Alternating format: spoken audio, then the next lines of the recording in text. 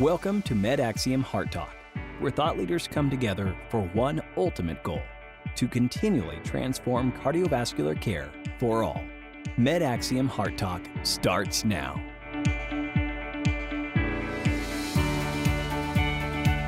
Welcome to MedAxiom HeartTalk. Joining us today, we have Dr. Jeff Carstens, Medical Director, Cardiovascular Service Line, UnityPoint Health, and Joel Sauer is going to join us, Executive Vice President of Consulting. So thank you, gentlemen, for talking with us today. Thank you. Thank you. All right, so we're going to talk about the Dyad model. How does the Dyad leadership model influence the design of the physician compensation plans? Well, the beauty of the Dyad model is you have a clinical leader, oftentimes a physician, but not always, and a non-clinical leader, somebody that's more facile in things like business and spreadsheets and strategic planning and those types of things. And you come together and work off each other's strengths and weaknesses to come up with the best plan. So when we're in a dyad, I can talk from the physician viewpoint.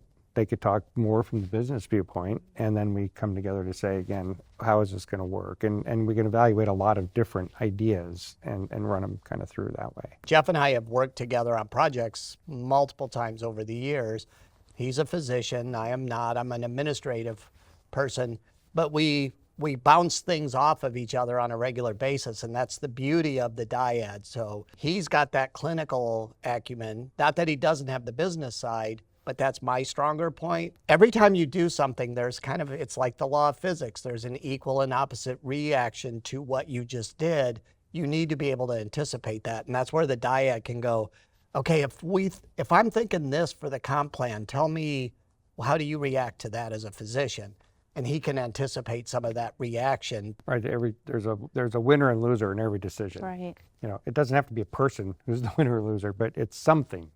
So if we say, we're going to go 100% on quality, well, then where does productivity fall? Or if you're going to go 100% on productivity, well, quality's going to suffer because it's going to be, how much can I do? Yeah. How does that relationship work best? Because there's some vulnerability, there's some admission that maybe I don't know everything. You kind of have to come together and agree that you're going to let that person be a strength in that area while I'll bring this to the table. Our relationship has been from a consultant and a program perspective.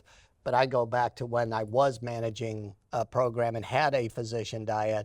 Trust was the number one. I knew he had my back, and I always had his back. Because the moment you can't trust that, you're not going to be honest anymore, and that's when everything falls apart. And you really have to understand, this is my strength. This is your strength. Right. Stay in your lane.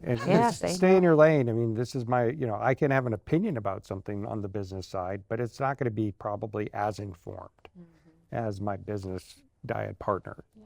And so that trust comes over time, right? You have to build it. Do you guys remember that moment where you were like, okay, you can kind of lay back a little bit because you knew that you could maybe trust each other? So in my former practice, I had been around a long time. I knew everybody. I knew everything about, where the skeletons are or what have you. When I came to my new program, my dyad partner has all of that background knowledge, and she knows the what and the why and the who about things. So that's great. But also she can fill me in on some of the history about things. I'm like, well, why don't we do this? Oh, we tried that before and it didn't work. And so it came with us, it came pretty quickly. I can tell you mine because it's vivid. Okay. Because I made a mistake in a boardroom, and my dyad could have cut me off at the legs. And it was early in my tenure, so he may not have fully, he was probably wondering, can he do the job? Is he going to be good? And he didn't. He let it go, covered for me in the meeting, and then talked to me after. Wow. And I was like, oh man, this dude is going to be there for me every time. Yeah. And so I'll do the same for him. And you have those very honest and open conversations, but between the two of you. Right. You can have that outside of the room. In fact, you better, or it won't work. Yeah. Right. If you can't have those honest dialogues. Yeah, so we talked about kind of the good side of it and the necessary side that it needs to happen, but what are some of the challenges when integrating the physician and administrative perspectives? For sure, what Joel said, you got to stay in your lane. You got to understand what your limitations are. And like, I have an MBA, but still, I don't know as much about all the business aspect of things as my Dyad partner. That's her, that's her, where she came up, and that's her training. And that's what she knows. And you have to trust that. But sometimes it's tough. And sometimes if you have a difference of opinion, you have to find common ground. You have to decide, okay, even between the two of us, I'm going to give here, you're going to give there, or we're going to try this, and then we're going to see how it goes. And there's not going to be blame if it doesn't work. But sometimes that can be challenging when you say, okay, we're going to do it your way. I don't think it's right, but I'm not always right. And she's got a lot of experience and knows a lot of things and has a lot of really great ideas. And so that's important. I would say add to what Jeff said, because everything is right on the money. Time is a big, most physician administrators are practicing docs still, and clinical always wins in a tug of war, and it should. I mean, the patient should always come first. But so finding that time is often challenging. And then the dyad is almost never the final authority. There's always a layer on top. And you can have the best intentions and all agree here, and then it gets to here and it's a no, or it's yes, but here are the changes we need to make to your decision.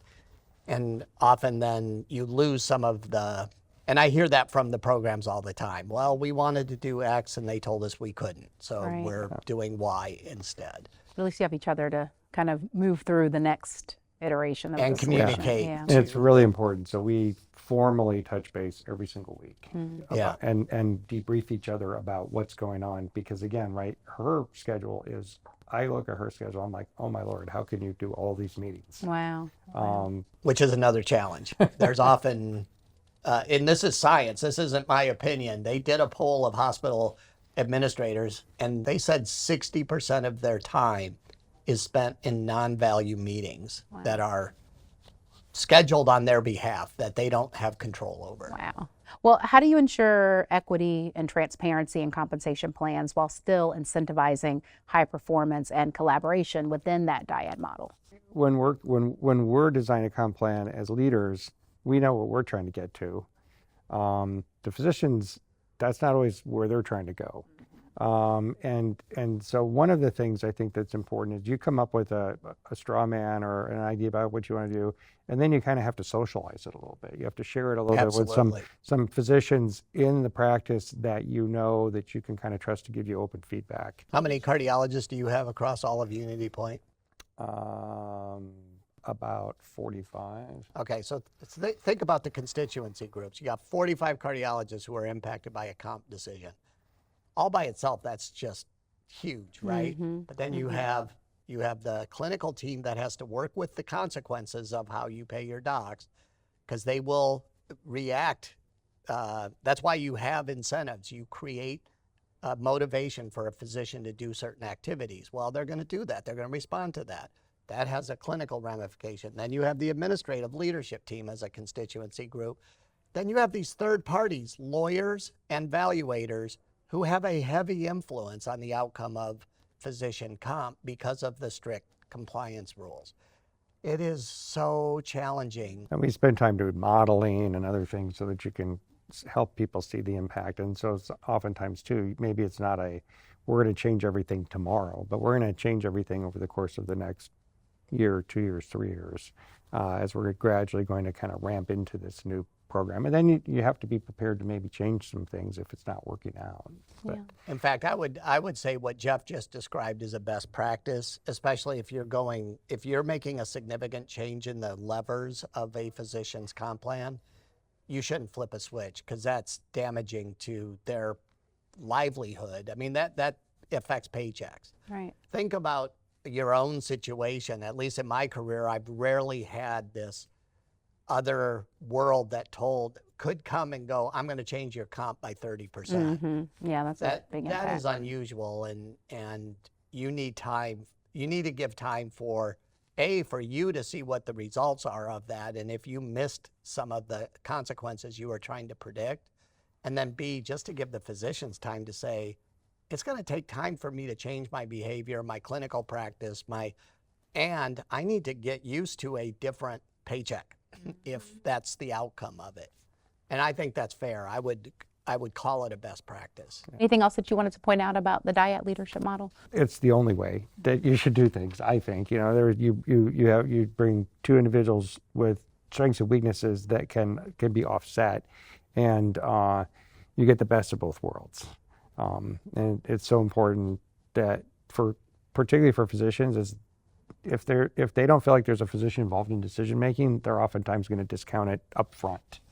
So part of the job of the physician leader in the Dyad is they've got to build these relationships with the other physicians and make sure and you have to be, like Joel said, you have to be clinically active, because otherwise you're just a suit. Dr. Carstens, Joel, thank you all so much for joining us on this MedAxiom Heart Talk. Absolutely. Thank you.